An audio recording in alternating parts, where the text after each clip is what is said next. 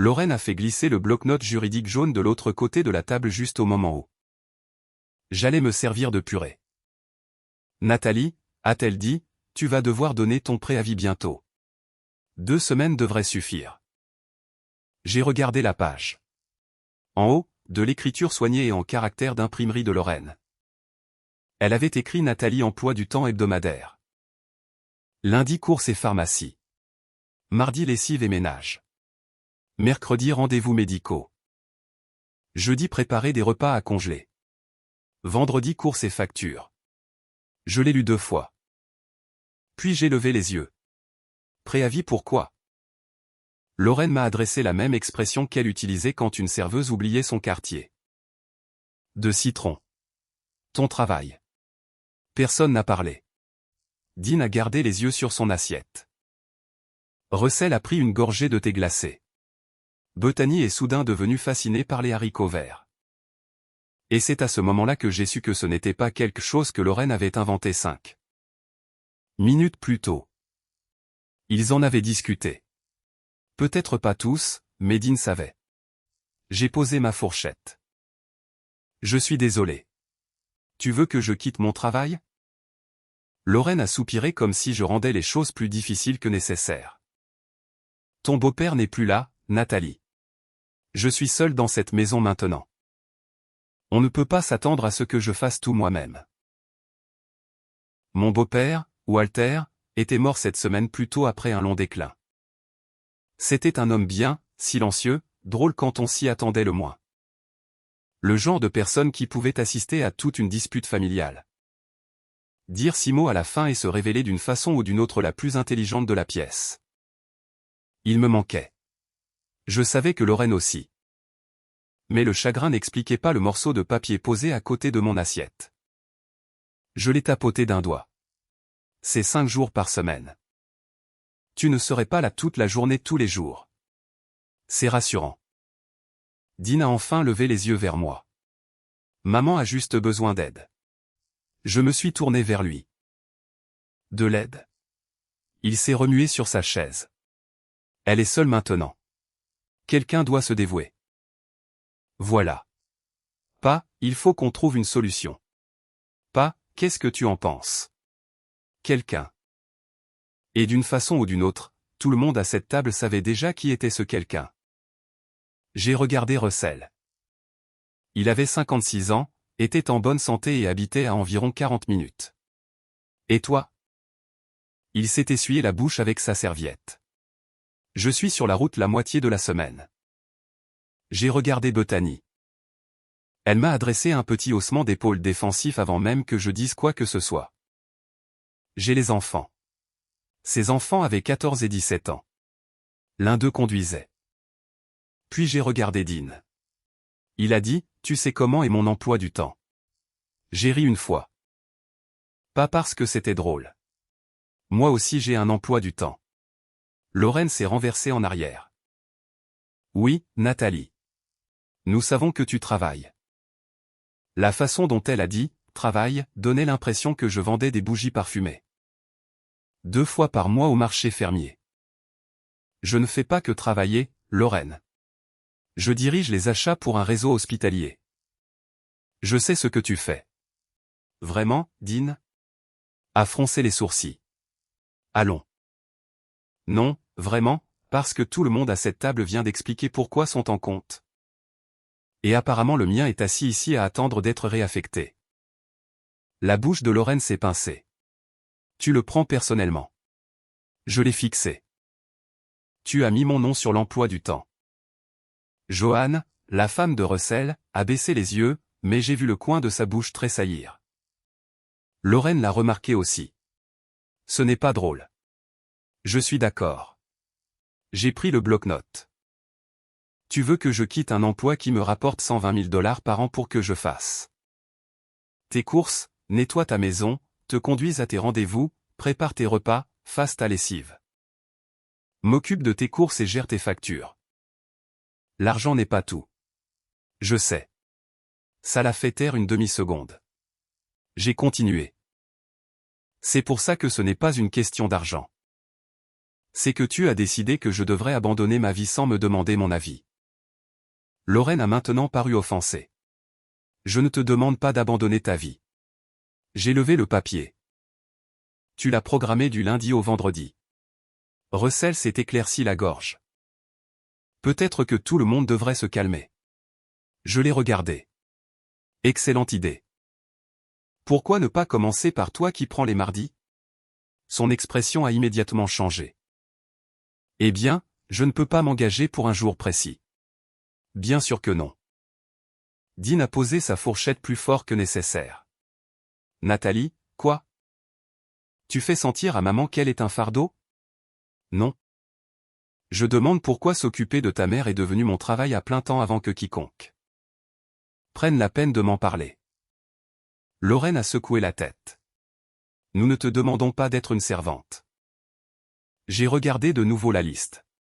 Lessive, ménage, cuisine, conduite, course. Puis je l'ai regardé. Lorraine, tu viens de me donner 5 jours de travail et de me dire que ce n'est pas un emploi. Ça a mis fin au dîner. Pas officiellement. Personne ne s'est levé pour l'annoncer. Mais une fois qu'un repas arrive au point où 3 adultes étudient leurs assiettes et qu'une femme te fixe comme si elle révoquerait volontiers ton appartenance à la famille, la tarte n'a plus vraiment d'importance. Dean a à peine parlé jusqu'à ce que nous soyons à mi-chemin de la maison. Puis il a dit, tu l'as embarrassée. J'ai regardé par la vitre du passager. Elle s'est embarrassée elle-même. Elle a perdu papa il y a 7 semaines. Je sais quand Walter est mort. Ce n'est pas ce que je voulais dire. Alors qu'est-ce que tu voulais dire? Dean a serré le volant. Elle a peur. Elle n'a jamais vécu seule. Je comprends ça. Vraiment? Ça a attiré mon attention. Je me suis tourné vers lui. Oui, Dean. Je comprends. J'ai aidé à m'occuper de ton père pendant presque 1 an. Je sais. Vraiment? Il a expiré par le nez. C'est exactement ce que je veux dire. Avec toi, tout se transforme en tableau de score. Non. Ça se transforme en tableau de score quand tout le monde se souvient de ce que je suis censé donner et oublie ce que j'ai déjà donné. Nous avons conduit encore 1 kilomètre en silence. Puis il a dit quelque chose qui a changé toute l'argumentation. Avant que papa meure, je lui ai promis que maman n'aurait jamais à dépendre d'étrangers. Je l'ai fixé. Tu as promis quoi? Il s'inquiétait pour elle. Ce n'est pas ce que j'ai demandé.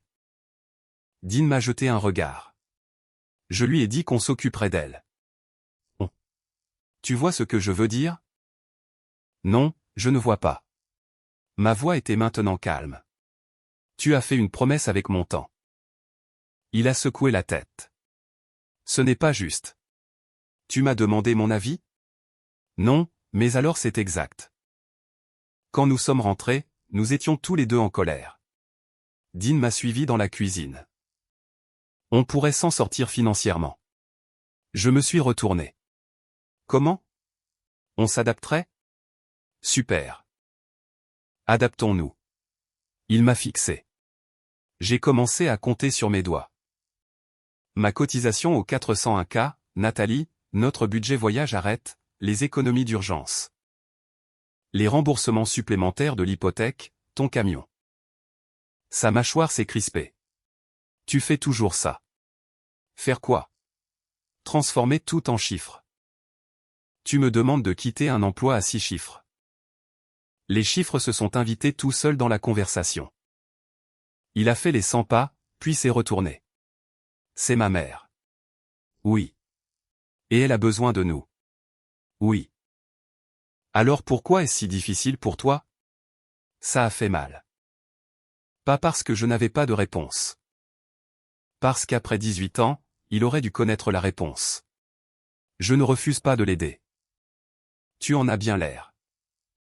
Je refuse de devenir sa soignante à plein temps non rémunérée parce que le reste d'entre vous a décidé que vos vies sont moins flexibles que la mienne. Dean s'est frotté le visage des 2 mains. Puis il l'a dit. Si tu ne peux pas faire ça pour ma famille, peut-être qu'on ne devrait pas être marié. La pièce est devenue très calme. Je l'ai regardé. C'est ce que tu dis? Il a hésité. Il aurait pu s'arrêter là. J'aurais préféré. Au lieu de cela, la colère l'a rendu stupide. Fais-le ou divorce de moi. Pendant peut-être 3 secondes, aucun de nous n'a bougé. Puis j'ai ouvert le tiroir fourre-tout à côté du réfrigérateur. Des élastiques, des piles, des menus à emporter. 2 tournevis dont personne ne se souvenait d'avoir mis là, et des stylos. J'en ai pris un. Un stylo en plastique noir bon marché, probablement d'un cabinet dentaire. Je suis retourné à la table et l'ai fait glisser vers lui. Où dois-je signer? Dean a fixé le stylo. Toute cette colère a disparu de son visage. Allons, Nathalie. Tu m'as donné un choix. Je ne le pensais pas. Tu le pensais quand tu as cru que j'aurais peur. Il m'a regardé longtemps. Nathalie. J'ai pris mon sac. Je dors dans la chambre d'amis. Cette nuit-là, j'ai à peine dormi. Pas parce que je planifiais ma nouvelle vie glorieuse. Je ne le faisais pas. J'avais 48 ans, 18 ans dans un mariage que je croyais solide. Allongé et veillé dans une pièce où nous rangions normalement le papier cadeau de Noël et les vêtements hors saison. Je l'aimais encore. C'était la partie misérable. À 7h40 le lendemain matin. J'étais assise dans ma voiture devant mon bureau avec mon café qui refroidissait dans le porte-gobelet. Puis j'ai cherché un avocat en divorce à Columbus. J'ai fixé le premier numéro pendant presque une minute entière et j'ai appelé. Dana Whittaker m'a rappelé à 8h15. J'étais déjà à mon bureau en train de faire semblant de m'intéresser à un contrat de fournisseur. Pour des gants chirurgicaux. Madame Mercé. Oui, ici Dana Whittaker. Vous avez laissé un message pour prendre rendez-vous pour une consultation. J'ai jeté un coup d'œil à travers la paroi de verre de mon bureau.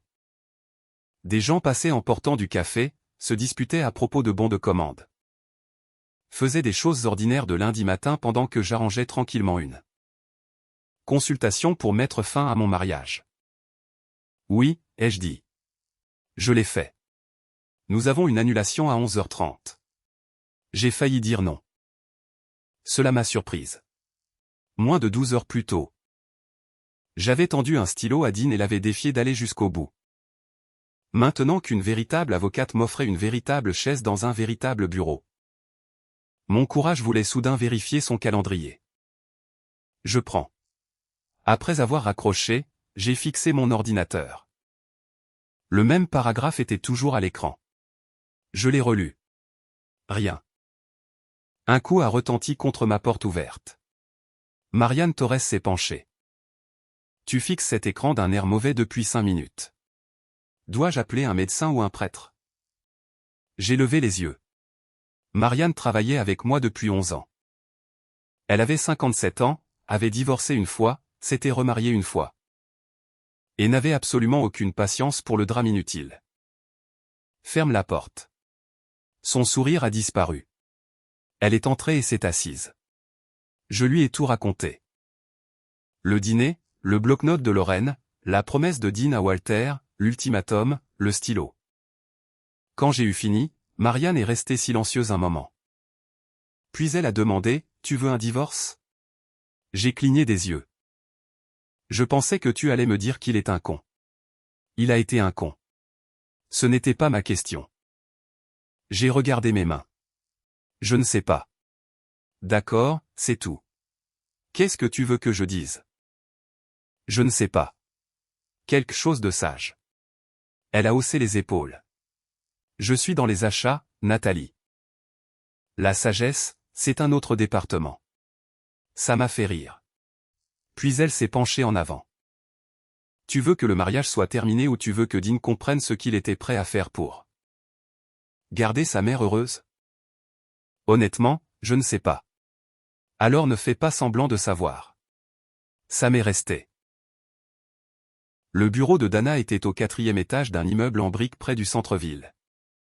Pas de bureau en acajou dramatique, pas de requin en costume à $3000. Dana avait une 50aine d'années. Portait des lunettes de lecture sur une chaîne et avait le calme d'une femme qui avait entendu Toutes les versions possibles de mon conjoint a perdu la tête. Elle a écouté sans m'interrompre. Quand j'ai eu fini, elle a demandé des détails sur nos finances. Nous étions mariés depuis 18 ans. Nous possédions notre maison en commun. Nous avions tous les deux des comptes de retraite. Dean gagnait un bon salaire, bien que moins que moi. Nous avions des économies, 2 véhicules, pas de dette majeure en dehors de l'hypothèque. Dana a pris des notes. Puis elle m'a regardé par-dessus ses lunettes. Je veux clarifier quelque chose avant que tu décides quoi que ce soit. D'accord. Le divorce n'est pas un bouton que tu appuies pour donner une leçon à ton mari. Je sais. Bien.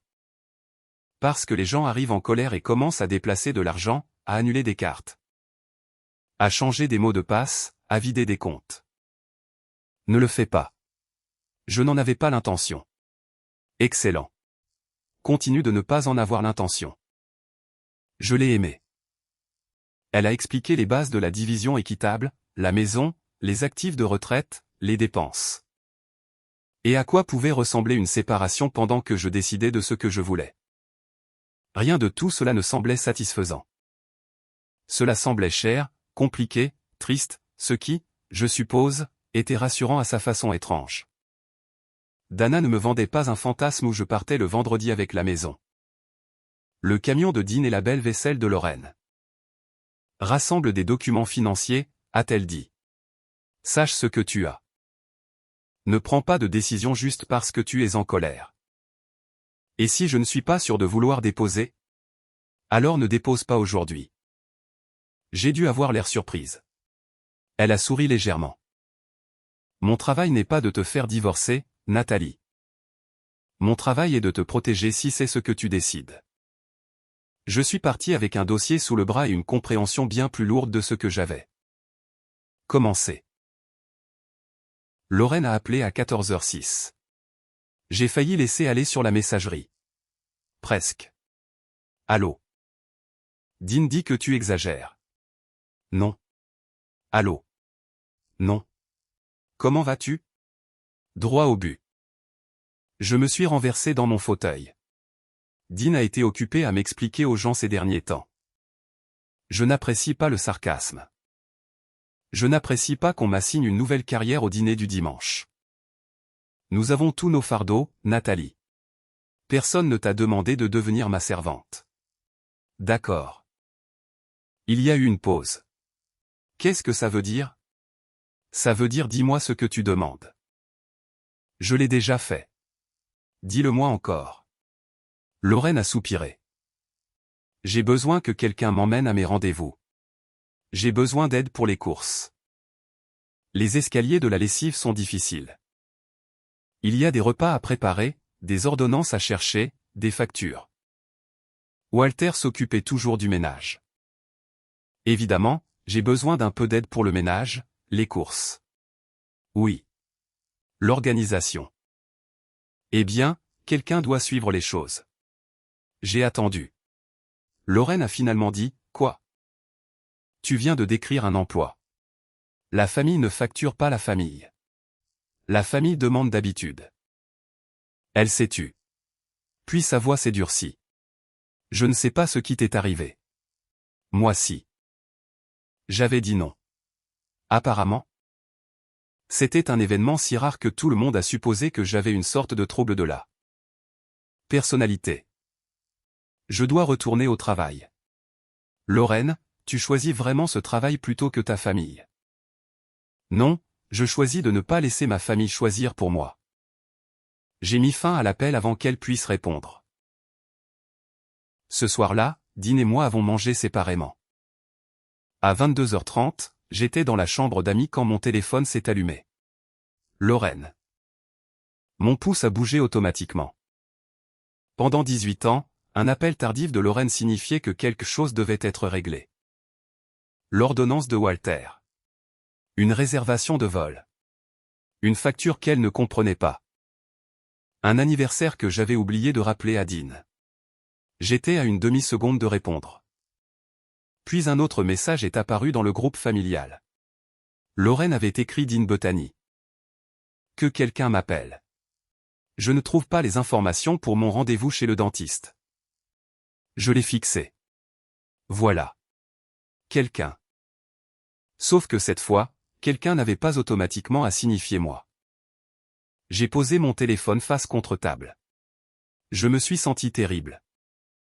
C'est la partie que personne ne te dit sur les limites. Parfois, la première personne qu'elle dérange, c'est toi. Le soir suivant, j'ai essayé une dernière fois avec Dean. Nous étions assis aux extrémités opposées de la table de la cuisine. J'aiderai ta mère, ai-je dit. Je ne l'abandonne pas. Dean a paru plein d'espoir. Mais vous trois divisez les responsabilités régulières. Tout ce que vous ne pouvez pas couvrir, on embauche de l'aide. Son expression a changé. Maman ne veut pas d'étrangers dans la maison. Alors elle peut décider ce qui compte le plus. Elle n'acceptera pas ça. Dean, c'est une conversation pour toi, Russell, Bethany et Lorraine. Et toi? Je participerai. Je ne la dirigerai pas. Il s'est frotté le front. C'est ma mère. Oui, Dean. Alors tu comprends pourquoi je ne peux pas simplement je l'ai fixé. C'est ta mère. Il s'est arrêté. C'est la partie que tu continues de dire comme si cela expliquait pourquoi je suis responsable. D'elle. Il a détourné le regard. Aucun de nous n'a beaucoup parlé après cela. L'après-midi suivant, je suis retourné au bureau de Dana et j'ai signé un accord d'engagement. Je n'avais toujours pas déposé de demande de divorce, mais j'avais engagé une avocate. Quand je suis rentré, j'ai posé le dossier de Dana sur le comptoir de la cuisine en enlevant mon manteau. Dean a vu l'entête. Son visage a changé. Tu es vraiment allé voir un avocat? Je l'ai regardé. Tu as vraiment demandé un divorce? J'étais en colère. Moi aussi. Tu essaies de me faire peur. Celle-là a failli me faire rire. Non, Dean. J'ai pris le dossier. Je pense que c'est ce que tu faisais. Pour une fois, il n'a pas eu de réponse. Je suis monté. J'ai ouvert mon ordinateur portable et j'ai commencé à regarder des appartements meublés. L'appartement avait des murs beiges. Un tapis beige et un canapé beige qui semblaient avoir été choisis spécifiquement pour empêcher tout attachement émotionnel. J'ai signé un bail de 3 mois. Dean n'a pas essayé de m'arrêter. Il s'est tenu dans l'embrasure de la porte de notre chambre pendant que je faisais 2 valises et a demandé, est-ce vraiment nécessaire? J'ai plié un autre pull. Je ne sais pas. Ce n'est pas une réponse. C'est la seule honnête que j'ai. Je ne déménageais pas parce que Dana me l'avait dit. En fait, elle avait été très prudente de ne pas me dire quoi faire. J'avais besoin d'un espace où chaque conversation ne se transformait pas en Lorraine. Divorce ou les deux? Dean s'est appuyé contre le cadre de la porte. Quand reviens-tu? Je ne sais pas non plus. Ça lui a fait mal. Je pouvais voir que ça me faisait mal aussi. Ma première nuit dans l'appartement. Je me suis arrêté chez Kroger et j'ai acheté assez de nourriture pour une personne. Du moins je le pensais. Quand j'ai déballé le sac de courses, il y avait une boîte de crackers au romarin que Dean aimait. Entre ma soupe et mon café. Je l'ai fixé. Puis j'ai ri. Puis, embarrassant, j'ai pleuré. Pas un effondrement dramatique sur le sol de la cuisine. Je me suis juste assise à ce petit comptoir beige avec mon manteau encore sur moi et j'ai pleuré. Parce qu'apparemment 18 ans de mariage peuvent se cacher dans une boîte de crackers à 6 $. Il me manquait. J'étais encore en colère. Ces deux choses se sont révélées coexister parfaitement.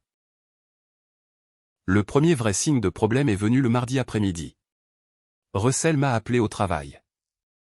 Tu sais quelque chose sur l'assurance habitation de maman? Un peu. J'ai cet avis de renouvellement. D'accord. Il dit qu'ils ont besoin de documents sur une réparation de toiture. Alors ils ont probablement besoin de documents sur la réparation de toiture. Très utile. J'ai souri malgré moi. Qu'est-ce que tu demandes exactement? Maman dit que tu t'occupais de ces choses. J'ai aidé Walter l'année dernière. Alors, où sont les papiers? Dans le classeur de Lorraine, probablement. Probablement, Russell. Je n'habite pas là. Il a soupiré.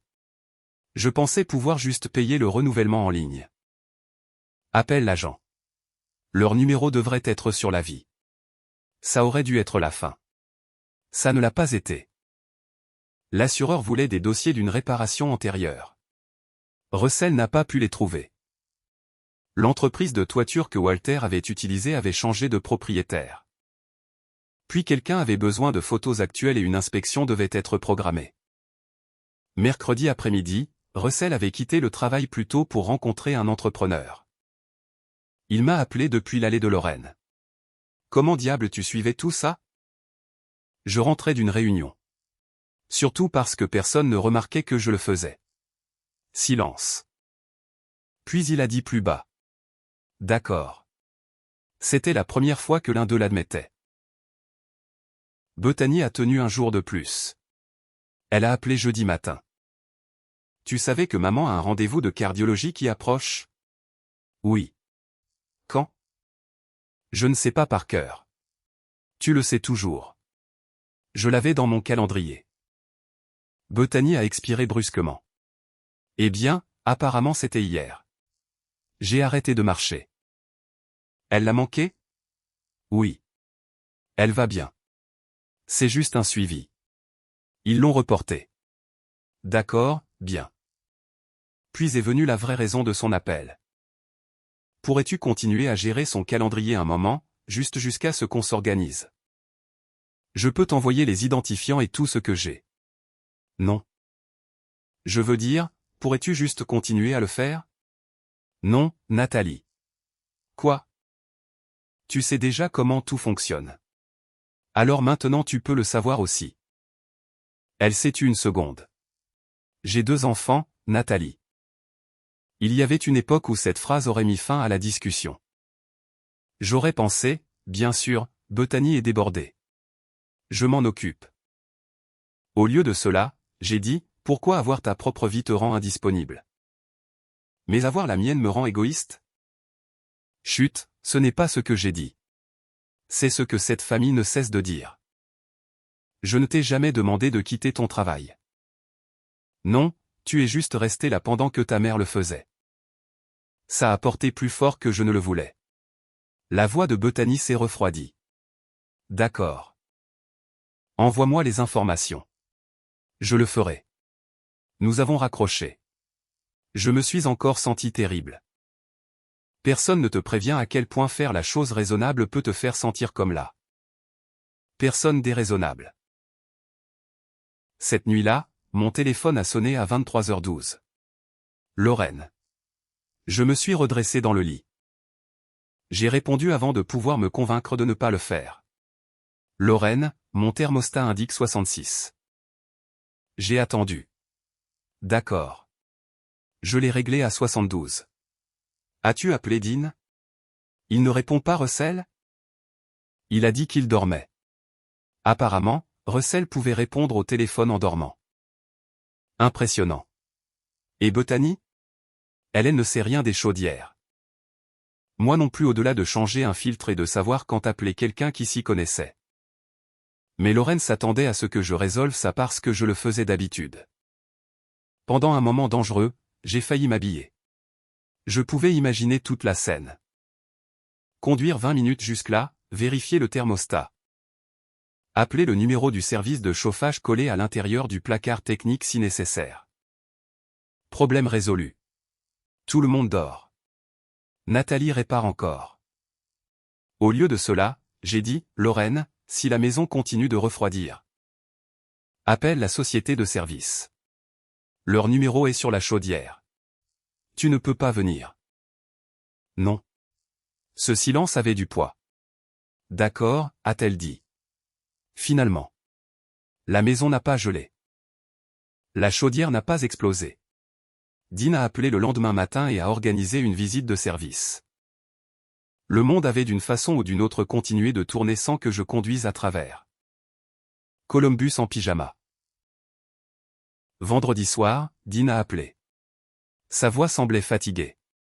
Maman avait besoin de courses. Puis le type de la chaudière est venu. Bethany n'a pas trouvé certains papiers médicaux et Russell s'occupe encore de cette histoire. D'assurance. J'ai entendu. Comment tu faisais tout ça? Je me suis appuyé contre le comptoir de mon appartement. Je ne faisais pas juste tout ça. Qu'est-ce que tu veux dire? Je m'occupais de notre assurance, des vacances, de Noël, des anniversaires, des rendez-vous de ta mère, de la moitié des papiers de ton père quand il est tombé malade. Qui achetait les cadeaux pour tes nièces? Toi. Qui réservait nos vols? Toi. Qui te rappelait l'anniversaire de ta mère? Une pause. Toi. Exact. Dean s'est tu. Puis il a dit presque timidement. Je suppose que je pensais que ces choses se faisaient toutes seules. J'ai fermé les yeux. C'est ce que tout le monde pensait. Une autre pause. Rentre à la maison. 2 mots. Et j'en avais envie. Mon Dieu, j'en avais envie. Notre maison me manquait. Il me manquait en faisant un café trop fort. Même marcher par-dessus ses chaussures près de la porte du garage me manquait. Peut-être que Marianne avait raison. Peut-être que je ne voulais pas de divorce. Peut-être que je voulais mon mari de retour. Puis Dean a dit, au moins jusqu'à ce qu'on installe maman. Voilà. J'ai ouvert les yeux. Bonne nuit, Dean. Nathalie, attends. J'ai mis fin à l'appel. Le jeudi de la semaine suivante, Lorraine est tombée. Elle portait un panier à linge en bas. A manqué l'une des dernières marches et est tombée fort contre le mur. Bethany m'a appelé depuis les urgences. Elle va bien, a-t-elle dit immédiatement. Hanche meurtrie, rien de cassé. J'attrapais déjà mon sac. J'y suis allé. Bien sûr que j'y suis allé. Lorraine semblait plus petite, assise sur cette table d'examen en blouse de papier. Irritée et embarrassée. Je l'ai embrassée. Elle m'a laissé faire. Plus tard, pendant que Bethany allait chercher les papiers de sortie, Lorraine a dit. Ça ne serait pas arrivé si quelqu'un avait été là. Je savais ce qu'elle voulait que je dise. Au lieu de cela, j'ai rapproché ma chaise. Alors, nous avons besoin d'un plan qui ne dépend pas d'une seule personne étant là tout le temps. Sa bouche s'est pincée. Elle n'a pas argumenté. Pas à ce moment-là. Le soir même, Russell avait envoyé un message de groupe. Vendredi, 18h30, chez maman. Tout le monde vient. On règle ça une bonne fois. J'ai fixé le message. Pour la première fois. J'ai compris que la conversation de vendredi n'allait pas porter sur qui achetait les courses de Lorraine. Elle allait porter sur quelque chose de bien plus grand. Qui exactement cette famille croyait-elle devoir abandonner sa vie quand tout le monde était occupé à vivre la sienne? À 9h vendredi matin, Lorraine m'avait appelé 4 fois. J'étais dans une salle de conférence avec 2 chefs de département et un représentant de fournisseur en train de discuter d'un renouvellement de contrat quand mon téléphone a vibré contre la table. Lorraine. Je l'ai décliné. 30 secondes plus tard, il a sonné encore. Le fournisseur a jeté un coup d'œil à mon téléphone. Tout va bien? Famille. Il a hoché la tête avec la compréhension fatiguée d'un homme qui en avait apparemment une aussi. Quand la réunion s'est terminée, j'avais 7 appels manqués. 3 de Lorraine, 2 de Dean, 1 de Bethany, 1 de Russell. Lorraine avait aussi laissé des messages vocaux. Le premier disait, appelle-moi. Le deuxième disait, il faut qu'on règle ça avant ce soir. Le troisième était différent. Nathalie, s'il te plaît réponds. Je l'ai écouté 2 fois. Vers midi, un autre message est arrivé. Sa voix semblait fatiguée. J'ai besoin de ton aide. 4 mots. Je suis resté là à regarder mon téléphone. Une semaine plus tôt, elle me disait ce que j'allais faire du reste de ma vie professionnelle. Maintenant, elle demandait. Je n'ai pas apprécié ça autant qu'on pourrait le penser.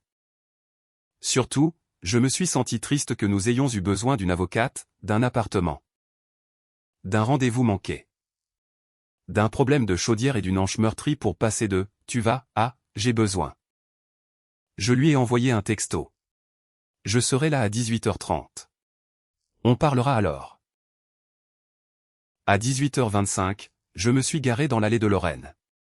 Le camion de Dean était déjà là.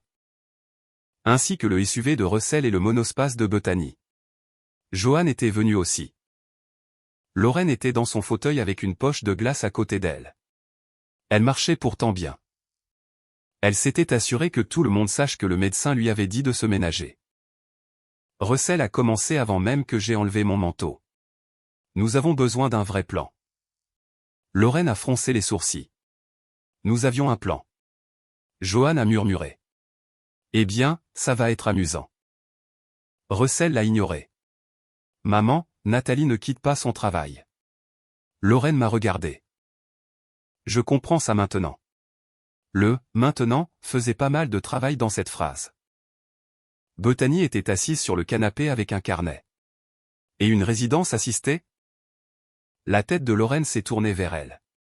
J'ai 74 ans, pas 104. Personne n'a dit que tu l'étais. Je ne vends pas ma maison.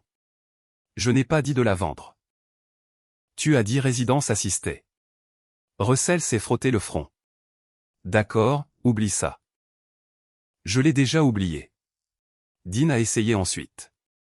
Et si quelqu'un venait quelques matinées par semaine? Un étranger. Une soignante. Je n'ai pas besoin d'une soignante. Russell a regardé la poche de glace. Maman. J'ai glissé. En portant du linge dans les escaliers. Je porte du linge dans ces escaliers depuis que Jimmy Carter était président. Johan a dit, apparemment, les escaliers ont enfin porté plainte. Russell lui a jeté un regard. J'ai dû détourner les yeux. Dean a suggéré de faire tourner les responsabilités entre les 3 frères et sœurs. Cela semblait raisonnable jusqu'à ce qu'ils commencent à diviser la semaine. Russell ne pouvait pas garantir les jours de semaine parce qu'il voyageait. Bethany ne pouvait pas faire les matins à cause des horaires scolaires. Dean avait parfois des chantiers en dehors de Columbus. Lorraine ne voulait pas de livraison de courses parce qu'ils choisissent de mauvais produits. Elle ne faisait pas confiance au service de covoiturage. Elle ne voulait que personne nettoie sa chambre. Elle voulait de la famille aux rendez-vous médicaux. En 15 minutes, tout le monde expliquait pourquoi son emploi du temps ne pouvait pas changer. J'étais là à écouter. Finalement, Russell a levé les bras. Pourquoi on fait semblant que c'est le problème de Nathalie? Personne n'a répondu. Il a regardé directement Lorraine. Elle n'est même pas ta fille. Lorraine s'est redressée. Elle est la femme de Dean. À côté de lui, Johan a dit, alors, je suis la femme de Russell. Toutes les têtes se sont tournées vers elle. Johan a pris une gorgée de café. Drôle comme personne ne m'a tendu un emploi du temps. Lorraine l'a fixé. C'est complètement différent. Comment? Tu ne travailles qu'à temps partiel. Johan a souri sans humour. Oh, bien. Pendant une seconde, j'avais peur qu'on ne m'insulte pas aussi. Ce n'est pas ce que je voulais dire. Je sais exactement ce que tu voulais dire. Russell a paru mal à l'aise. Johan a continué. J'ai appris il y a longtemps à ne pas me porter volontaire trop vite par ici parce qu'une faveur devient ton département permanent. Cela a fait taire la pièce. Bethany a posé son stylo. Puis tranquillement elle a dit, elle a raison. Lorraine a paru trahie. Bethany. Non, maman. Elle a raison. Bethany m'a jeté un regard. J'ai laissé Nathalie s'occuper des choses parce qu'elle était bonne à ça. Si elle disait qu'elle s'en occupait, j'arrêtais d'y penser. Je ne m'attendais pas à ça. Bethany a avalé. Et oui, c'était pratique. Merci, ai-je dit. Elle m'a adressé un petit signe de tête. Puis Dean a parlé. J'ai fait pire. Lorraine a immédiatement dit, Dean, tu n'as pas à, si, je dois. Il a regardé sa mère d'abord. Je savais que tu serais en colère si je te le disais non. Puis il m'a regardé, alors j'ai dit non à Nathalie à la place. Personne n'a bougé. Dean s'est frotté les paumes. Décevoir ma femme était plus facile que décevoir ma mère. Il y a des excuses qui sonnent belles et ne veulent rien dire. Celle-là n'était pas belle. Elle était embarrassante, précise et vraie. C'est probablement pour ça que je l'ai cru. Lorraine a baissé les yeux sur ses mains. J'ai plongé dans mon sac et j'ai sorti le dossier que j'avais préparé. J'ai quelques options. J'ai donné des copies à Dean, Russell et Bethany, pas à Lorraine. Pas parce que je l'excluais. Parce que je ne me portais pas volontaire pour devenir la personne qui gérait le plan. Il y a des services de transport pour les rendez-vous médicaux. La livraison de courses et d'ordonnances, un ménage hebdomadaire. Des soins de compagnie quelques matinées par semaine, et un service d'urgence. Lorraine a paru horrifiée. Je ne veux pas d'étrangers qui vont et viennent. Alors n'engage pas tous. Tu fais sonner ça si simple. Non, je dis qu'il y a des choix. Je n'ai pas besoin que quelqu'un me surveille. Personne n'a dit que tu en avais besoin. Alors pourquoi vous essayez tous de vous débarrasser de moi? Ça nous a arrêtés. Bethany s'est rapprochée. Maman, personne ne se débarrasse de toi. C'est ce que ça donne. La voix de Lorraine avait changé. La colère était encore là, mais quelque chose en dessous s'est finalement montré. Elle a regardé autour de son propre salon.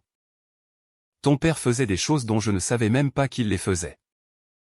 J'ai trouvé une facture la semaine dernière et je n'ai pas pu dire si elle avait été payée. La lumière du porche s'est éteinte et je suis resté là à me demander qui j'étais censé appeler. Russell a commencé à parler. Lorraine a levé la main. La nuit, cette maison sonne différemment. Personne n'a plaisanté. Elle m'a regardé. Nathalie savait toujours quoi faire. Et voilà. Pas parce que j'étais la belle-fille. Pas entièrement. Parce que j'avais rendu la compétence d'apparence sans effort. Je me suis penché en avant. Alors tu aurais pu me demander. Les yeux de Lorraine ont rencontré les miens. Tu n'as pas demandé. Tu m'as assigné. Elle a détourné le regard. Pour une fois, elle n'avait rien à dire. Nous n'avons pas tout résolu cette nuit-là. Russell a accepté de s'occuper de la maison et des questions d'assurance. Bethany a pris la planification médicale. Dean couvrirait les courses et le transport pendant qu'ils interviewaient un service de compagnie. Lorraine s'est opposée à presque chaque détail, mais elle n'a mis mon nom sur rien. Quand je suis parti, Dean m'a suivi dehors. Nathalie. Je me suis arrêté près de ma voiture. Je suis désolé. J'ai attendu. J'avais peur après la mort de papa. Je sais. J'avais l'impression d'avoir promis quelque chose et puis tout a commencé à s'effondrer. Je sais ça aussi. Il a enfoncé les mains dans les poches de sa veste. Est-ce que ça compte? Oui. Son visage s'est un peu relevé. Mais ça explique ce que tu as fait, Dean. Ça ne le rend pas acceptable. Il a hoché lentement la tête. Ne dépose pas. Je l'ai regardé. S'il te plaît. Je n'ai pas décidé de ce que je fais. Que dois-je faire pour que tu rentres? Cette question m'a dit qu'il ne comprenait toujours pas tout à fait. Rentrer n'est pas le test. Alors quoi? J'ai ouvert la portière.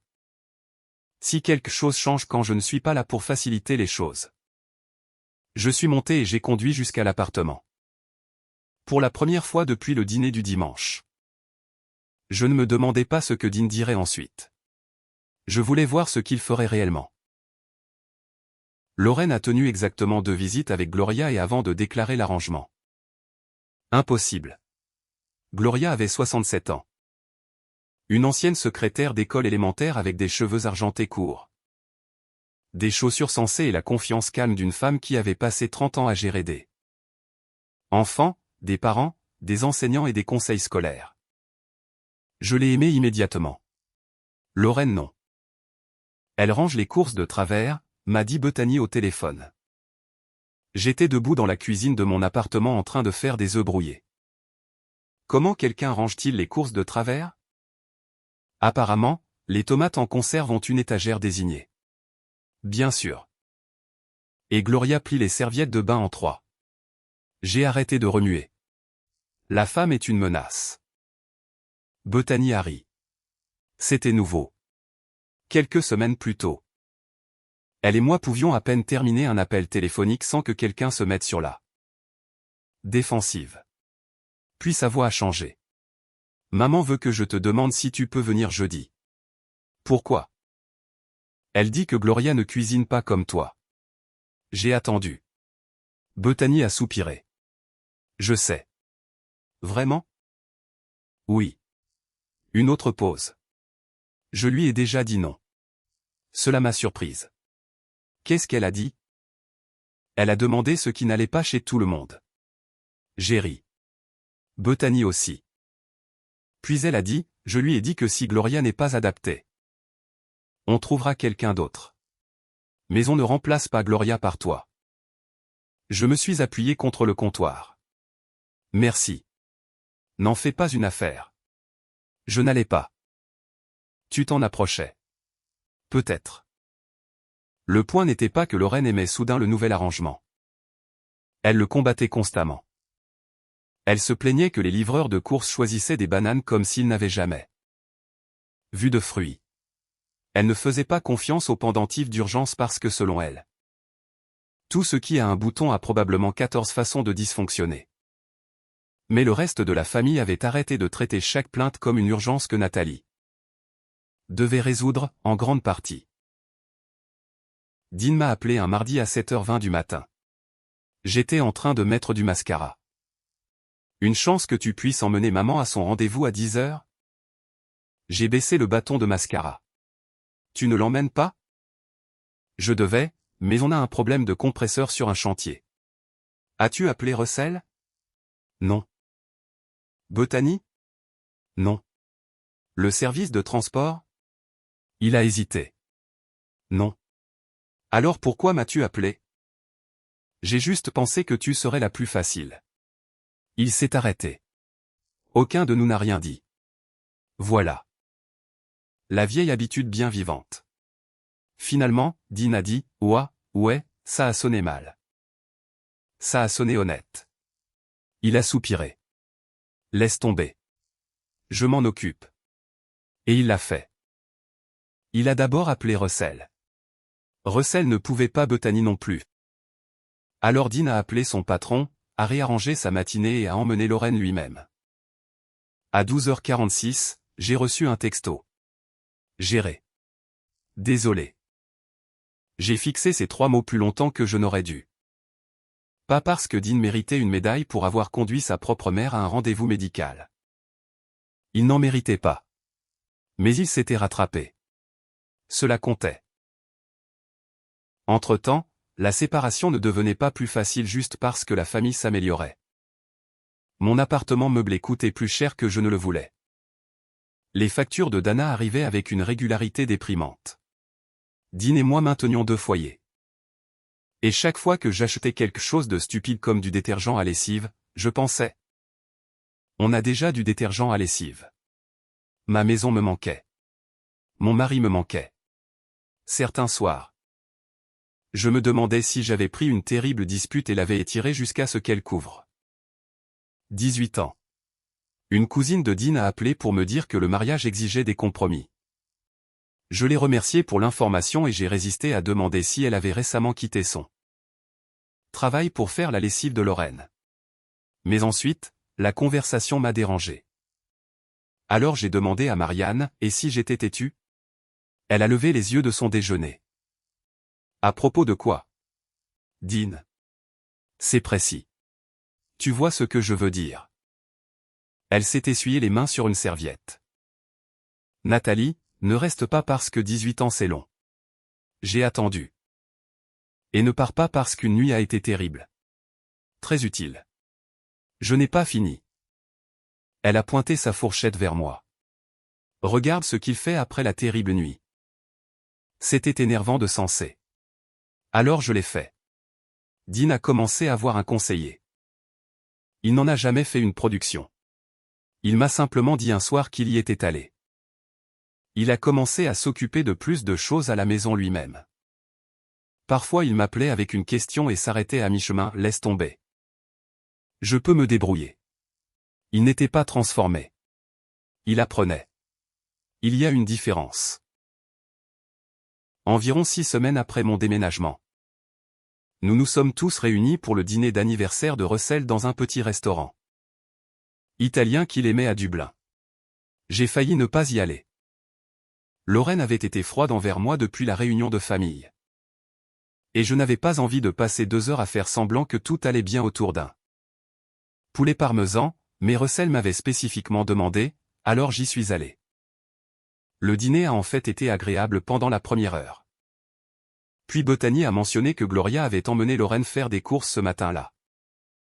Lorraine a posé sa fourchette. Elle a acheté de la soupe à faible teneur en sodium. Bethany a dit, tu aurais pu lui dire laquelle tu voulais. Je ne devrais pas avoir à expliquer chaque petit détail de ma propre vie. Russell a pris une gorgée. Alors achète la soupe toi-même, maman. Je le ferais si tout le monde n'avait pas décidé que je suis soudain incompétente. Personne n'a répondu. Lorraine a regardé autour de la table. Puis ses yeux se sont posés sur moi. Les femmes comprenaient autrefois que la famille exigeait des sacrifices. Voilà. J'ai posé mon verre. J'étais prête, mais Dean a parlé en premier. Maman, assez. Lorraine a cligné des yeux. Pardon? J'ai dit assez. La table s'est tue. Même la serveuse qui passait derrière nous a semblé sentir qu'elle devait continuer. Le visage de Lorraine s'est durci. Je ne te parlais pas. Je sais. Dean s'est penché en avant. Nathalie ne t'a pas abandonné. Je n'ai jamais dit si, tu l'as fait. Peut-être pas ces mots exacts, mais tu le dis depuis des semaines. Lorraine m'a regardé. Je vois ce qui se passe. Dean a secoué la tête. Non, maman, tu ne vois pas. Elle t'a retourné contre ta propre famille. Non. Sa voix est restée calme. C'est ce qui a fait effet. Nous avons déversé notre responsabilité sur elle parce qu'elle était celle qui disait d'habitude. Oui. Russell a baissé les yeux. Bethany n'a pas argumenté. Dean a continué, et j'étais le pire. Lorraine l'a fixé. J'ai failli faire exploser mon mariage parce que dire non à ma femme était plus facile que dire non à ma mère. Dean, non. Il m'a jeté un regard puis est revenu à Lorraine. Tu es ma mère. Ma relation avec toi est ma responsabilité. Nathalie décide de ce qu'elle donne. Aucun de nous ne peut la signer. Lorraine a repoussé sa chaise.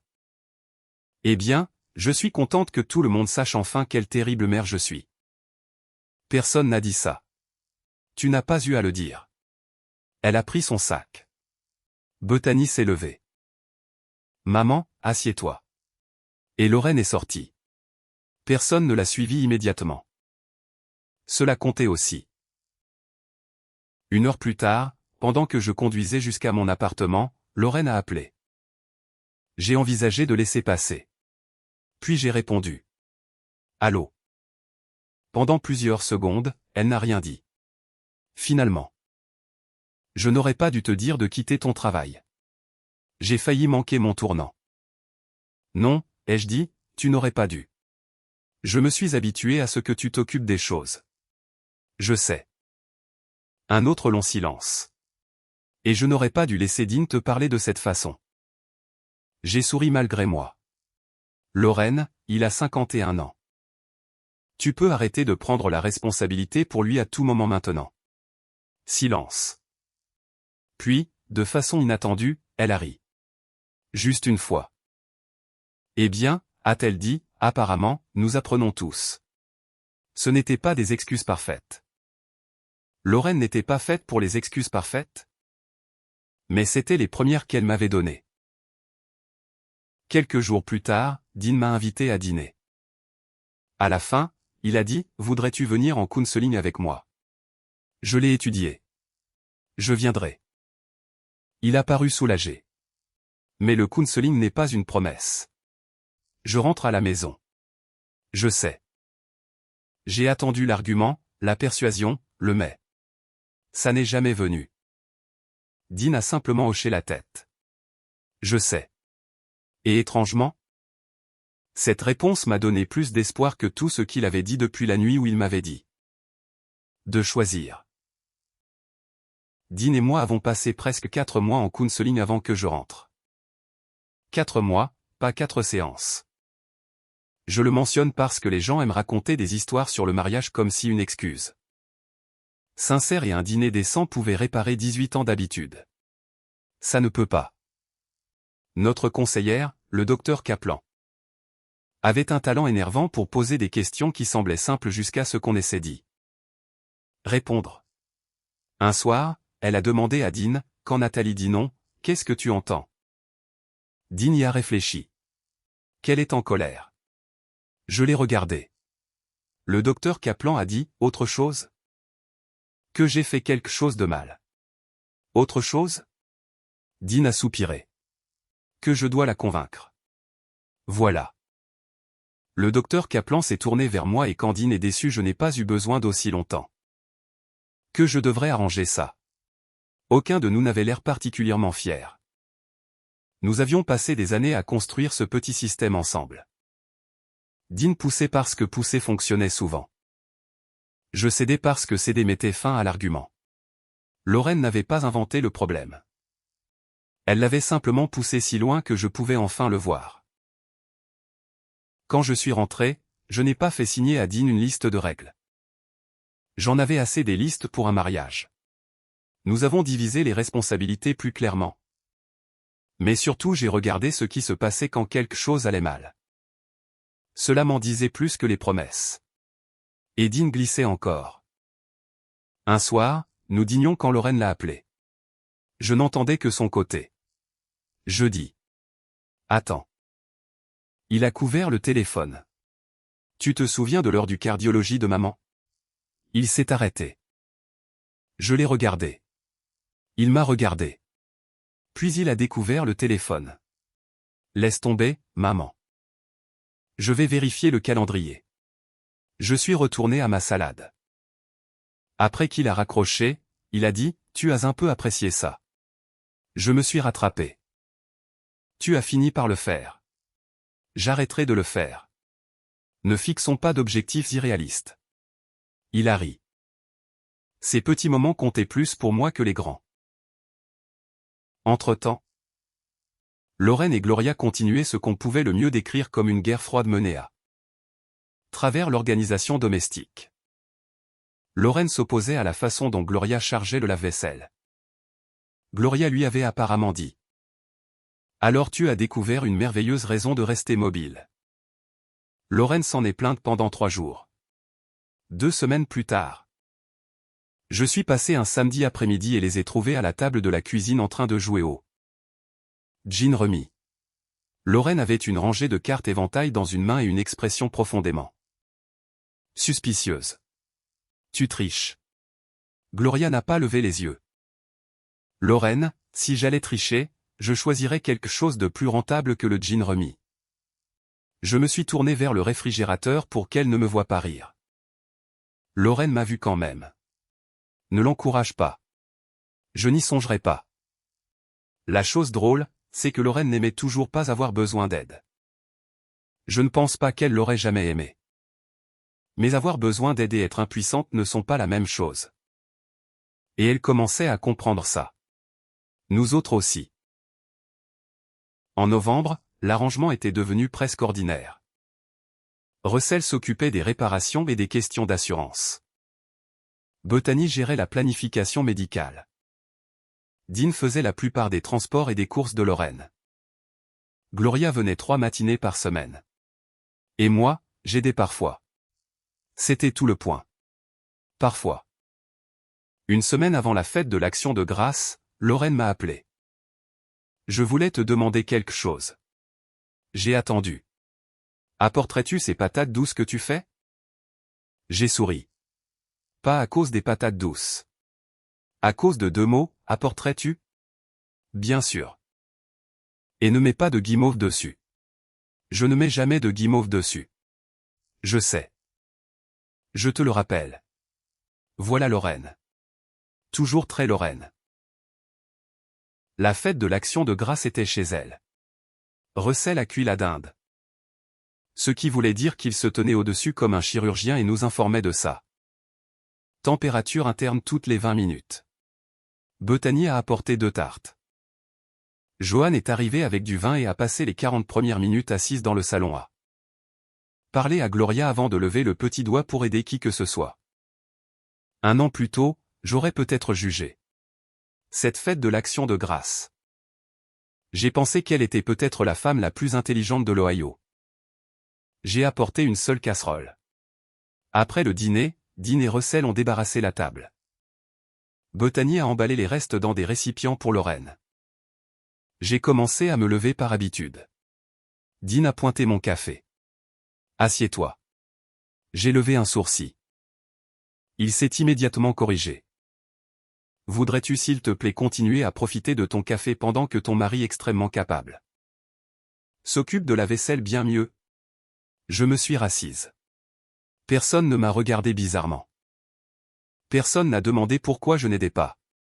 Personne ne m'a tendu une liste. C'est à ce moment-là que j'ai compris quelque chose que j'avais été trop en colère pour comprendre.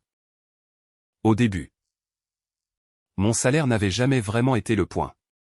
Oui, je gagnais 120 000 $ par an. J'avais travaillé dur pour ça. Et je n'allais pas prétendre que y renoncer aurait été un petit ajustement financier. Mais si j'avais gagné 40 000, Lorraine n'aurait toujours pas eu le droit de décider que je devais quitter. Si j'avais travaillé à temps partiel, elle aurait toujours dû demander. Si j'avais été à la retraite, elle aurait toujours dû demander. Mon temps ne devenait le mien qu'après avoir atteint un certain taux horaire. Quelques soirs après la fête de l'Action de grâce, Dean fouillait dans le tiroir fourre-tout de la cuisine. Que cherches-tu? Des piles, à gauche derrière. Il a déplacé quelques menus à emporter, un rouleau de ruban adhésif et 3 stylos. Puis il s'est arrêté. Il a pris un stylo noir bon marché. C'est ça? Je savais exactement ce qu'il voulait dire. Ouais. Il l'a tenu entre 2 doigts. Je déteste ce stylo. J'ai ri. Le meilleur stylo que j'ai jamais acheté. Tu ne l'as pas acheté. Quoi? Dean l'a retourné.